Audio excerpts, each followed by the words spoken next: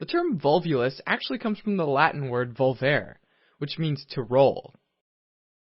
So a volvulus is an obstruction caused by a loop of the intestine that rolls or twists around itself and its surrounding mesentery, which is the tissue that attaches the intestine to the back wall of the abdomen. The three most common types of volvulus are a sigmoid volvulus, which happens in the last part of the large intestine leading to the rectum, a cecal volvulus, which happens in the beginning of the large intestine, and a midgut volvulus, which happens in the small intestine.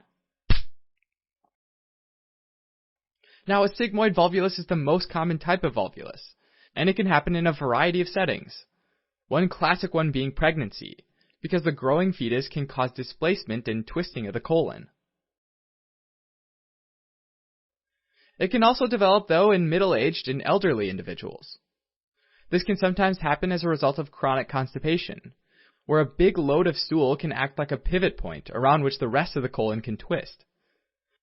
Hirschsprung disease, which is a disease of the large intestine that causes severe constipation or intestinal obstruction, therefore raises the risk for developing sigmoid volvulus. In addition, there are also abdominal adhesions, where internal scar tissue creates a physical attachment between two parts of the abdomen, which again serves as a pivot point around which the colon can twist. A cecal volvulus is usually found in young adults, and usually happens in individuals who didn't develop their abdominal mesentery normally during fetal development. Since some mesentery contacts might be missing in these individuals, the colon can flop around freely, and any large object, like a baby in pregnancy or a load of stool in someone that's constipated, can act as a pivot point in the cecum and cause the colon to twist. Midgut volvulus is most commonly found in babies and small children, and is the result of abnormal intestinal development in fetuses. In normal fetal development, the digestive tract starts as a straight tube from the stomach to the rectum. For a little while, a part of the intestine protrudes from the abdomen into the umbilical cord. Once the fetus reaches around 10 weeks, though, the intestine pulls back out of the umbilical cord and returns to the abdominal cavity and makes two turns, so that it's no longer a straight tube. Malrotation happens when the cecum and the appendix, which are normally found in the lower right side of the abdomen, stay in the upper right side. Babies with malrotation can later develop twisting of the small intestine, which is a midgut volvulus. In any type of volvulus, a portion of the intestines becomes twisted and it pinches the lumen shut and results in bowel obstruction, which prevents the normal passage of digested food and water.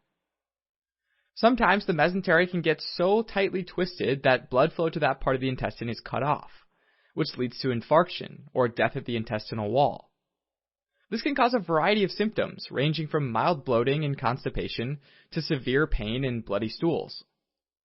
In fact, bowel infarction can also cause the intestinal wall to break down and allow the bacteria in the gut to move into the body, which causes sepsis and the potential for cardiovascular collapse. Abdominal x-rays are usually used to diagnose volvulus.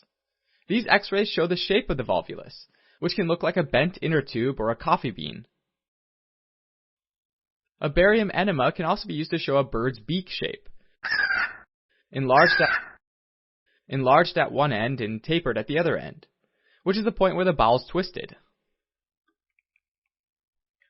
A sigmoid volvulus is usually treated with sigmoidoscopy, an examination of the sigmoid colon using a set of flexible tubes inserted through the anus. If the tissues look normal and pink, the tubes untwist and decompress the colon to relieve pressure.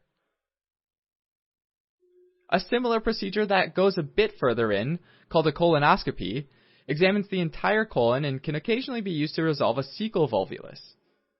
But a midgut volvulus can't be treated with a colonoscopy, since it's even further back in the small intestine.